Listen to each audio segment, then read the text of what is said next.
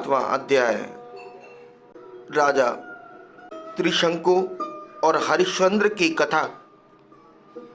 श्री सुखदेव जी कहते हैं, परीक्षित, मैं वर्णन कर चुका हूँ कि मानदाता के पुत्रों में सबसे श्रेष्ठ अम्बरीश थे। उनके दादा युवनाक्ष ने उन्हें पुत्र रूप में स्वीकार कर लिया। उनका पुत्र हुआ यौवनाक्ष और यौवनाक्ष का हरिश्च। मानदाता के वंश में ये 3 अवान्तर गोत्रों के प्रवर्तक हुए। नागों ने अपनी बहन नर्मदा का विवाह पुरुकुत से कर दिया। नागराज वासुकी की आज्ञा से नर्मदा अपने पति को रसातल में ले गई। मां भगवान की शक्ति से संपन्न होकर पुरुकुत्स ने वध करने योग्य गंधर्वों को मार डाला। इस पर नागराज ने प्रसन्न होकर पुरुकुत्स को यह वर दिया कि जो इस प्रसंग का स्मरण करेगा वह सर्पों से निर्भय हो जाएगा।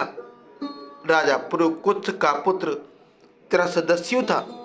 उसके पुत्र हुए अनरण्य, अनरण्य के हर्यश, उसके अरुण और अरुण के त्रिबंधन, त्रिबंधन के पुत्र सत्यव्रत हुए। यही सत्यव्रत त्रिशंकु के नाम से विख्यात हुए। यद्यपि त्रिशंकु अपने पिता और गुरुदेव के शाप से चंडाल हो गए थे, परंतु विश्वामित्र के प्रभाव से वे सशरीर स्वर्ग में चले गए। देवताओं ने उन्हें वहां से ढकेल दिया और वे नीचे सिर किए हुए गिर पड़े, परंतु विश्वामित्र ने अपने तपोबल से उन्हें आकाश में ही स्थिर कर दिया। वे अब भी आकाश में लटके हुए देखते हैं। त्रिशंकु के पुत्र थे हरिश्चंद्र। उनके लिए विश्वामित्र और वशिष्ठ एक दूसरे को शाप देकर पक्षी हो गए और बहुत वर्षों तक लड़ते रहे। हरिश्चंद्र के कोई संतान न थी, इससे वे बहुत उदास रहा करते थे। नारद के उपदेश से वरुण देवता की शरण में गए और उनसे प्रार्थना की, प्रभु मुझे पुत्र प्राप्त हो। महाराज, यदि मेरे वीर पुत्र होगा तो मैं उसी से आपका यजन करूंगा। वरुण ने कहा, ठीक है। तब वरुण की कृपा से हरिश्चंद्र रोहित नाम का पुत्र हुआ। पुत्र होते ही वरुण ने आकर कहा, हरिश्चंद्र, तुम्हें पुत्र प्राप्त हो गया, अब इसके द्वारा मेरा यज्ञ करो। हरिश्चंद्र ने कहा, जब आपका यह यज्ञ पशु रोहित 10 दिन से अधिक का हो जाएगा तब यज्ञ के योग्य होगा। 10 दिन बीतने पर वरुण ने आकर फिर कहा, अब मेरा यज्ञ करो। हरिश्चंद्र ने कहा, जब आपके यज्ञ पशु के मुंह में दांत निकल आएंगे तब वह यज्ञ के योग्य होगा। दांत उग आने पर वरुण ने कहा, अब इसके दांत निकल आए, मेरा यज्ञ करो। हरिश्चंद्र ने कहा, जब इसके दूध के दांत गिर जाएंगे तब यह यज्ञ करने योग्य होगा। दूध के दांत गिर जाने पर वरुण ने कहा, अब इस यज्ञ पशु के दांत गिर गए, मेरा यज्ञ करो।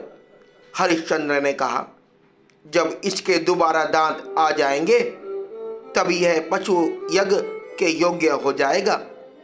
दांतों के फिर उग आने पर वरुण ने कहा, अब मेरा यज्ञ करो।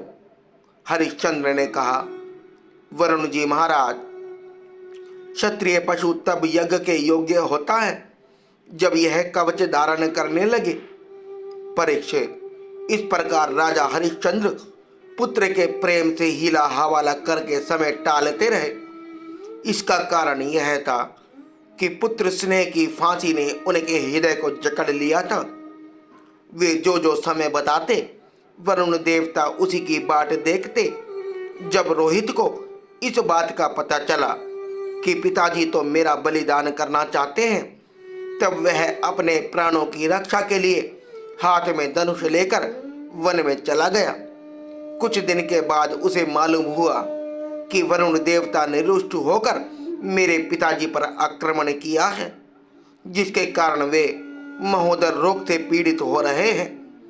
तब रोहित अपने नगर की ओर चल पड़ा, परंतु इंद्र ने आकर उसे रोक दिया। उन्होंने कहा, बेटा रोहित, यज्ञ पशु बनकर मरने की अपेक्षा तो पवित्र तीर्थ और क्षेत्रों का सेवन करते हुए पृथ्वी में विचरना ही अच्छा है। इंद्र की बात मानकर वह 1 वर्ष तक और वन में ही रहा। इसी प्रकार दूसरे, तीसरे, चौथे और 5वें वर्ष भी रोहित ने अपने पिता के पास जाने का विचार किया, परंतु बूढ़े ब्राह्मण का वेश धारण कर हर बार इंद्र आते और उसे रोक देते। इस प्रकार 6 वर्ष तक रोहित वन में ही रहता। 7वें वर्ष जब वह अपने नगर को लौटने लगा, तब उसने अजिगर्त से उनके मझले पुत्र शुन शेप को मोल ले लिया और उसे यज्ञ पशु बनाने के लिए अपने पिता को सौंपकर उनके चरणों में नमस्कार किया। तब परम यशस्वी एवं श्रेष्ठ चरित्र वाले राजा हरिश्चंद्र ने महोदर रोग से छूटकर पुरुष में यज्ञ द्वारा वरुण आदि देवताओं का यजन किया। उस यज्ञ में विश्वामित्र जी होता हुए परम संयमी जमदग्नि अजरवयु का काम किया। वशिष्ठ जी ब्रह्मा बने और अयस्थ मुनि समागान कराने वाले उद्गाता बने। उस समय इंद्र ने प्रसन्न होकर हरिश्चंद्र को एक सोने का रथ दिया था। परीक्षित, आगे चलकर मैं शून शेप का महात्म्य वर्णन करूंगा। हरिश्चंद्र को अपनी पत्नी के साथ सत्य में दृढ़ता पूर्वक स्थित देखकर विश्वामित्र बहुत प्रसन्न हुए। उन्होंने उनसे उस ज्ञान का उपदेश किया जिसका कभी नाश नहीं होता। उसके अनुसार राजा हरिश्चंद्र अपने मन को पृथ्वी में, पृथ्वी को जल में, जल को तेज में, तेज को वायु में और वायु को आकाश में स्थिर करके आकाश को अहंकार में लीन कर दिया।